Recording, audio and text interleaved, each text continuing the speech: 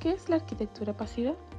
La arquitectura pasiva es una forma de diseñar edificios que aprovecha las condiciones naturales del entorno, como el sol, el viento, la humedad o la temperatura del suelo, para mantener una temperatura interior confortable durante todo el año, sin necesidad de recurrir a sistemas mecánicos como calefacción, aire acondicionado o ventiladores eléctricos. Es una estrategia de diseño que pone el clima al servicio de la arquitectura. En lugar de luchar contra el medio ambiente, la arquitectura pasiva lo integra como un aliado. Esto se traduce en espacios más eficientes, sostenibles, económicos y saludables. Aunque parezca una idea moderna, sus principios se usaron durante siglos en distintas culturas del mundo.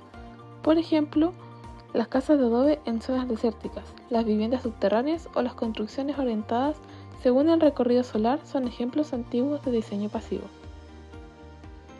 El diseño pasivo se basa en 5 principios fundamentales que pueden adaptarse a cualquier clima o lugar del mundo. Orientación y captación solar. Un buen diseño comienza por saber hacia dónde está el sol. En climas fríos se busca captar la mayor cantidad de radiación solar durante el invierno, orientando los espacios principales hacia el norte, en el hemisferio sur, o hacia el sur, en el hemisferio norte. Las ventanas grandes en estas fachadas permiten que la luz y el calor natural entren en la vivienda. Aislamiento térmico. Un buen aislamiento reduce las pérdidas de calor en invierno y mantiene el frescor en verano. Se logra utilizando materiales adecuados en paredes, techos y suelos, así como carpinterías herméticas en puertas y ventanas. Ventilación cruzada. Consiste en ubicar ventanas u otras aberturas en lados opuestos de la edificación, permitiendo que el aire fluya de manera natural y refresque los ambientes. Esto evita el uso de ventiladores o sistemas de aire acondicionado y mejora la calidad del aire interior. Inercia térmica. Algunos materiales como la piedra, el ladrillo o el hormigón tienen la capacidad de absorber calor durante el día y liberarlo por la noche. Esto ayuda a mantener temperaturas más estables, reduciendo los picos de calor o frío. Protección solar y sombreado. Aleros, pérgolas, toldos, persianas móviles y hasta árboles estratégicamente plantados sirven para bloquear el sol directo en verano, cuando el calor es excesivo, pero permiten que los rayos solares entren en invierno, cuando se necesitan. Los beneficios de la arquitectura pasiva son múltiples y van mucho más allá del ahorro de energía. Confort térmico natural. Sin necesidad de prender una estufa o un aire acondicionado, las viviendas pasivas se mantienen agradables durante todo el año. Ahorro económico. Al reducir el uso de energía eléctrica o gas, se disminuyen significativamente las facturas mensuales. Cuidado del medio ambiente. Menos consumo energético significa menos emisiones de gases contaminantes. Es una forma concreta de combatir el cambio climático desde nuestras propias casas. Durabilidad y salud. Los materiales bien seleccionados y una buena ventilación contribuyen a una mejor calidad del aire interior y reducen problemas de humedad o moho. Autonomía energética. Muchas viviendas pasivas también incorporan sistemas de energías renovables, como paneles solares o captación de agua lluvia, haciendo que los hogares sean autosuficientes. La arquitectura pasiva no está limitada a casas modernas de alto presupuesto. Puede aplicarse en viviendas sociales, escuelas, centros comunitarios e incluso en proyectos de autoconstrucción. Además, se puede combinar con saberes locales y materiales tradicionales, por ejemplo, en comunidades indígenas o rurales. Se pueden recuperar técnicas ancestrales adaptadas al clima de cada región, enriquecidas con conocimientos contemporáneos. En climas cálidos y húmedos, como los del sur de América Latina o el sudeste asiático, se prioriza la sombra, la ventilación cruzada y los techos ventilados. En climas fríos se maximiza el aislamiento y la captación solar. En conclusión, la arquitectura pasiva representa mucho más que un conjunto de técnicas. Es una filosofía de diseño que nos invita a habitar de forma más consciente, más respetuosa con la naturaleza y más conectada con el entorno. En un mundo donde el cambio climático, el costo de la energía y la necesidad de soluciones habitacionales sostenibles son desafíos urgentes. Este tipo de arquitectura nos ofrece respuestas claras, accesibles y duraderas. Diseñar con el clima no es una limitación, es una oportunidad para crear espacios más bellos, más humanos y más responsables.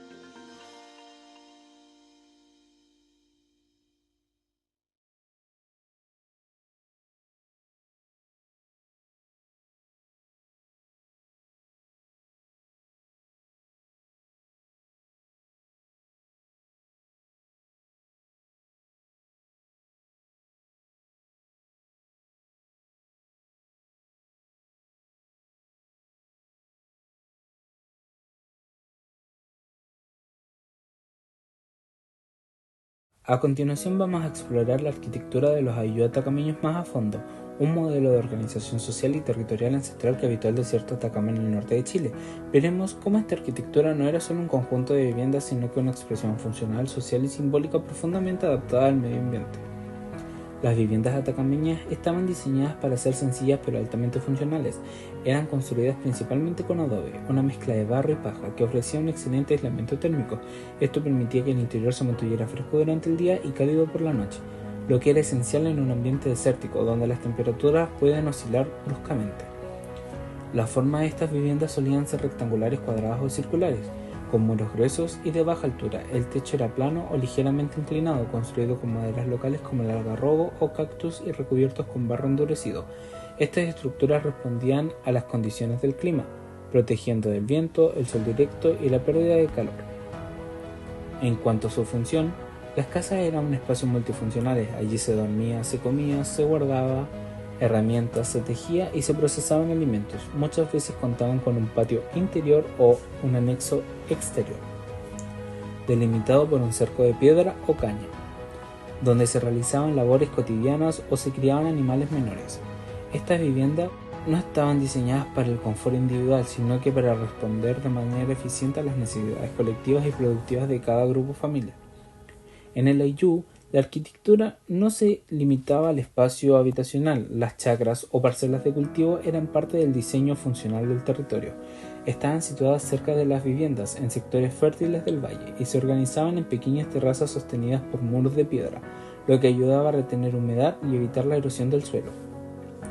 Un elemento clave eran los canales de regadío o acequias construidos manualmente para conducir el agua desde las vertientes o ríos hacia los cultivos. Estos canales eran compartidos y mantenidos colectivamente, siguiendo turnos y normas comunitarias. Junto a las áreas de cultivo se encontraban las colcas, estructuras de adobe o piedra destinadas al almacenamiento de alimentos como maíz, quinoa o tubérculos. Su diseño ayudaba a conservar los productos por largos periodos, protegiéndolos de la humedad, el calor, los insectos y los roedores. Todo este sistema arquitectónico formaba parte de la infraestructura agrícola adaptada al desierto, donde cada construcción tenía una función práctica vinculada a la subsistencia y la organización comunitaria. Una de las características más notables de la arquitectura atacameña es su profunda adaptación en el entorno natural. El desierto de Atacama presenta desafíos extremos: intensa radiación solar, noches frías, escasez de agua y fuertes vientos. La arquitectura del Ayllu se diseñó para responder a todos estos factores. Las casas se ubicaban de forma que aprovecharan la sombra mutua y minimizaran la exposición directa del sol en las horas más calurosas. Al agruparse también creaban pequeños microclimas que ayudaban a conservar la temperatura. Además, las viviendas se orientaban de manera estratégica según el sol y el viento y se construían en sectores protegidos del terreno. El uso del adobe, piedra y techumbres de barro ayudaban a regular naturalmente la temperatura interior, sin necesidad de fuentes externas de energía.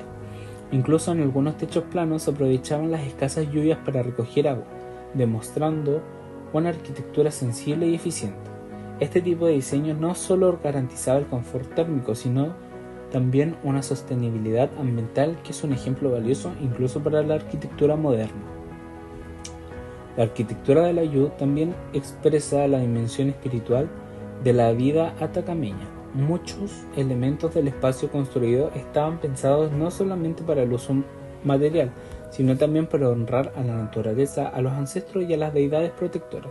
Por ejemplo, en algunos espacios dentro de la vivienda o el patio se reservaban para rituales familiares, como ofrendas a la Pachamama o agradecimientos por las cosechas.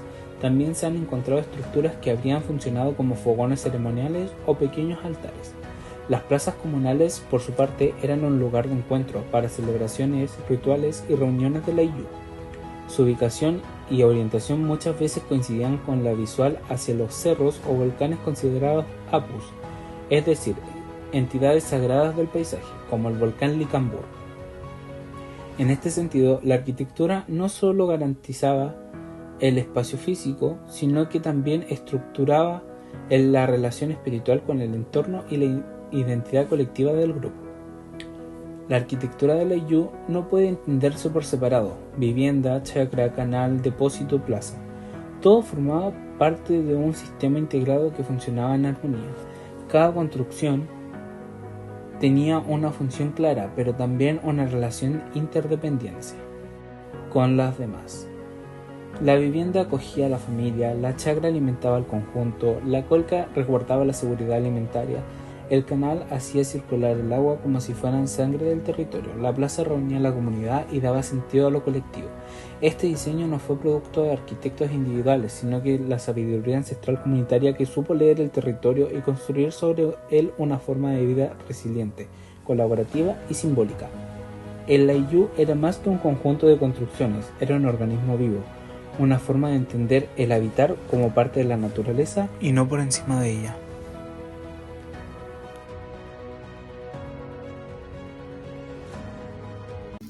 ¿Por qué las construcciones de Layú son consideradas vernáculas?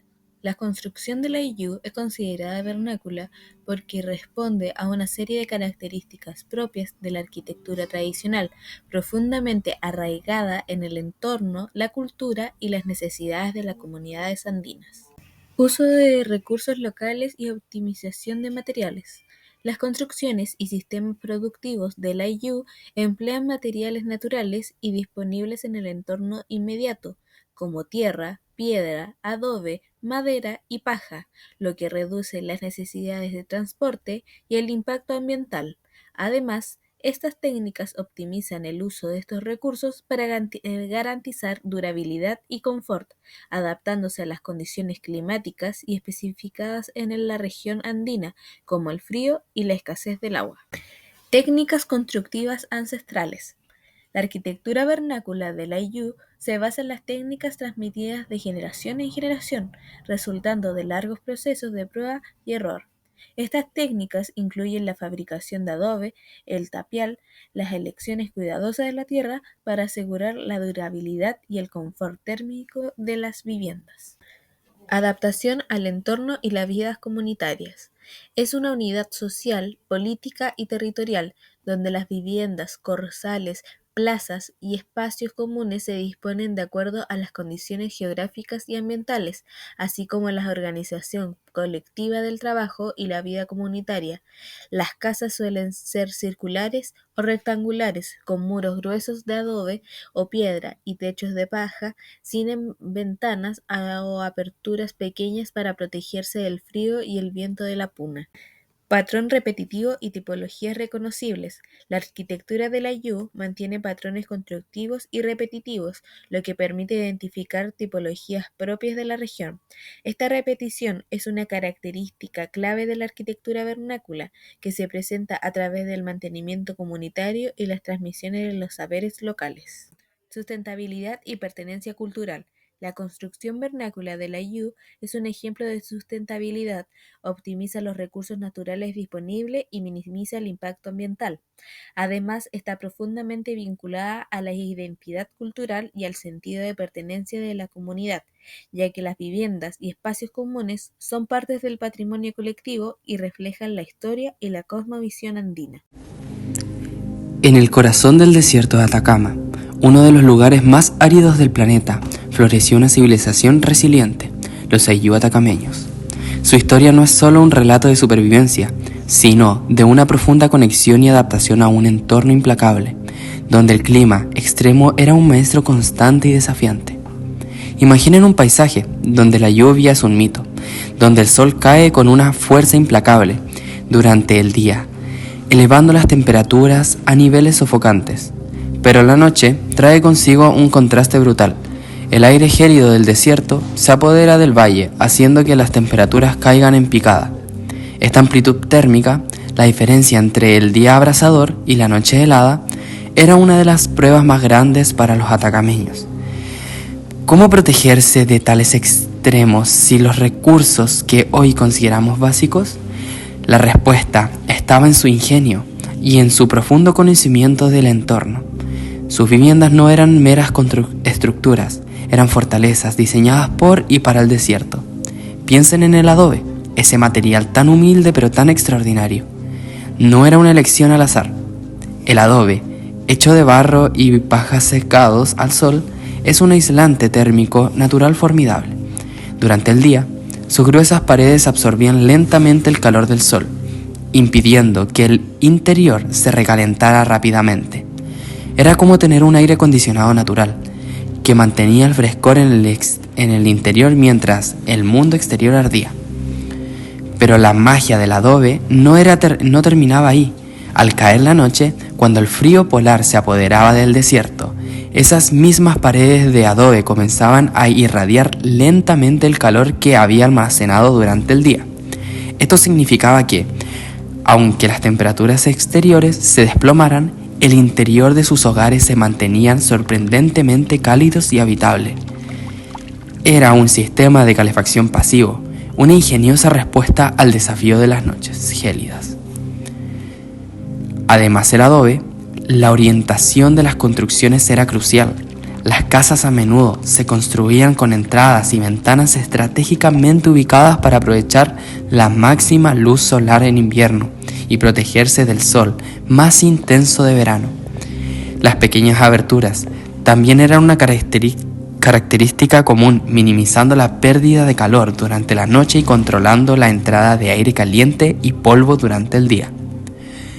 Los techos, generalmente planos o ligeramente inclinados, solían estar cubiertos con capas de vegetación seca o tierra para añadir otra capa de aislamiento.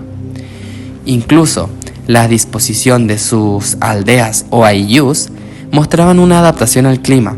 A menudo se agrupaban de manera compacta, no solo por razones defensivas, sino también para crear microclimas más estables. Las sombras proyectadas por las cosas antiguas ofrecían refugio adicional del sol, y la densidad ayudaba a retener el calor en las noches frías. La escasez de agua también moldeó cada aspecto de su vida y sus construcciones. No solo necesitaban vivir con poca agua, sino que sus edificios debían ser resistentes a la erosión del viento y al polvo, ya que la humedad para compactar el suelo era mínima. Sus estructuras, simples en apariencia, eran el resultado de siglos de observación y experimentación, una ingeniería bioclimática intuitiva que les permitió prosperar donde otros apenas sobrevivían. Así, las viviendas de los ayllu atacameños son un testimonio menudo de su ingenio. Nos recuerda que, incluso en los entornos más hostiles, la observación, la paciencia y la adaptación pueden forjar una civilización duradera. Sus muros de adobe no solo contaban historias de familias, sino también de la incansable lucha y el triunfo frente al clima extremo que los definía. Son un legado de cómo la arquitectura puede ser mucho más que refugio, puede ser una conversación con la tierra y sus elementos.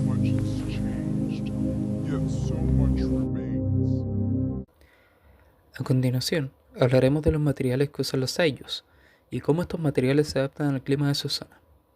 El primer material que nombraremos es el adobe. Este es uno de los materiales más tradicionales y extendidos.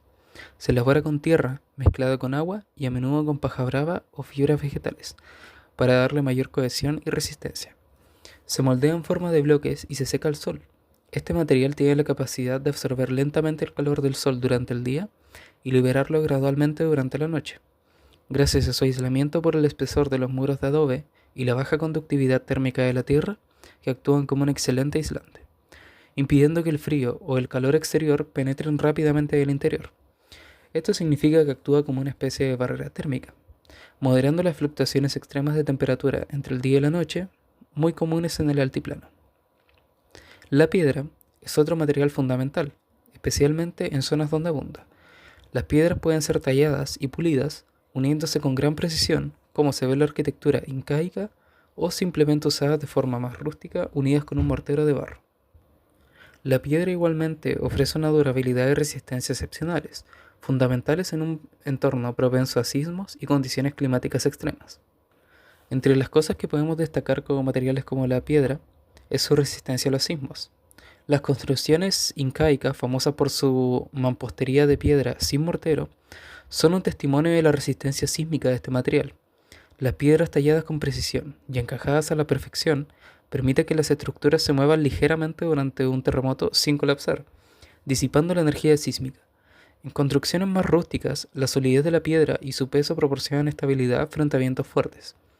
También podemos destacar la durabilidad y protección.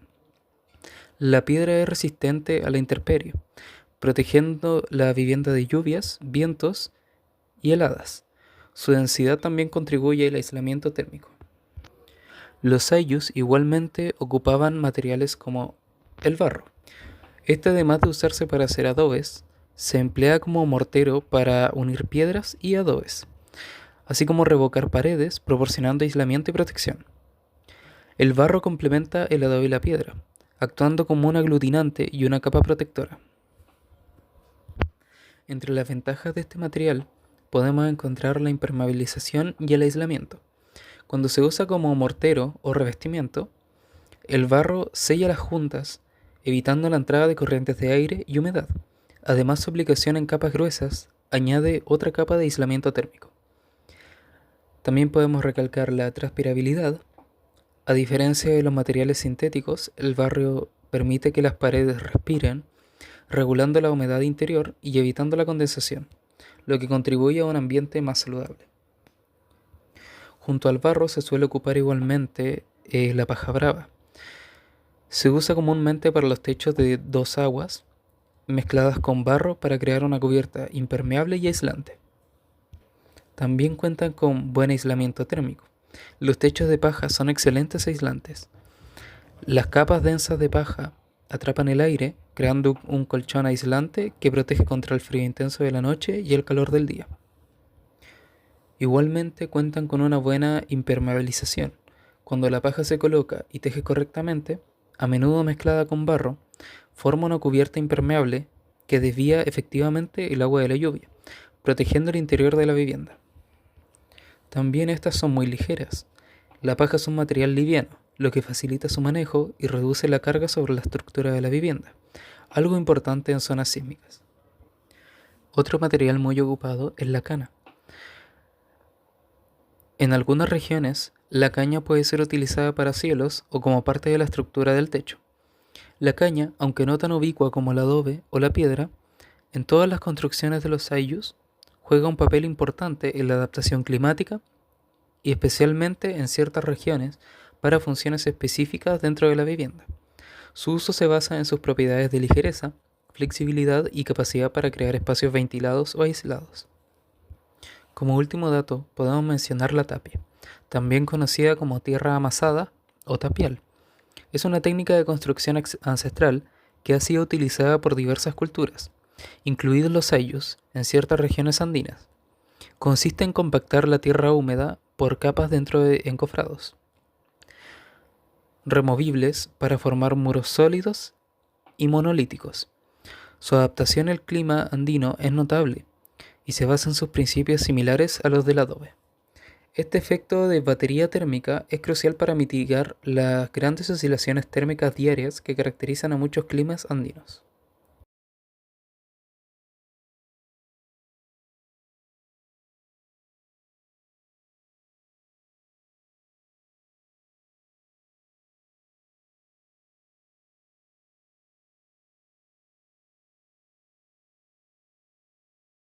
Como conclusión, la arquitectura de la Ayllu de Atacama es mucho más que una forma constructiva, es una manifestación profunda del vínculo entre las comunidades indígenas atacameñas y su entorno, en una respuesta coherente y compleja a las condiciones geográficas y sociales y espirituales del desierto más árido del mundo. Entendida como una forma de vida y organización, el Ayllu es un reflejo material y simbólico en una cosmovisión que prioriza la colectividad, el equilibrio con la naturaleza y la continuidad de los sabores ancestrales. Desde una perspectiva global, el Ayllu se puede considerar un modelo ejemplar de la arquitectura vernácula sustentable.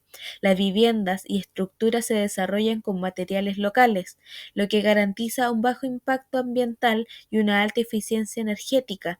Esta arquitectura bioclimática sugiere una experiencia y observación prolongada del medio. No solo responde al clima extremo, sino que también se adapta a las dinámicas sociales del grupo, permitiendo la convivencia intergeneracional y el uso colectivo del espacio. El Ayllu no se organiza únicamente en términos físicos, sino también en funciones de una lógica social y agrícola que articula el territorio de sectores productivos y ceremoniales y residenciales. Esta configuración espacial responde a una visión holística del mundo, donde cada elemento, ya sea una acequia, una plaza, una vivienda o una montaña, posee un valor simbólico que integra lo humano con lo divino, lo tangible con lo espiritual. Al nivel urbano y territorial, el Ayllu propone una forma alternativa de pensar el desarrollo de alguna red, relación social, cultural y ecológica que rompe con las lógicas individuales fragmentarias y propias de las ciudades modernas. En este contexto, la arquitectura se reduce a la eficiencia, sino que también se entiende como un sistema vivo que articula paisajes, memoria, identidad y ritualidad. El espacio no solo se habita para vivir, sino también para compartir, producir y agradecer, mantener una relación activa con los siglos de la naturaleza. En tiempos en los que las ciudades se enfrentan crisis ecológicas, sociales y culturales, el modelo de la YU cobra una vigencia inesperada. Su enfoque comunitario, su armonía con el entorno y su arquitectura adaptada ofrecen claves importantes para pensar en el futuro más sostenibles, incluso y respetuoso con la diversidad cultural. Reconoce y valorar la arquitectura de la YU de Atacama es también un acto de justicia patrimonial y una invitación a representar nuestras propias formas para habitar el mundo.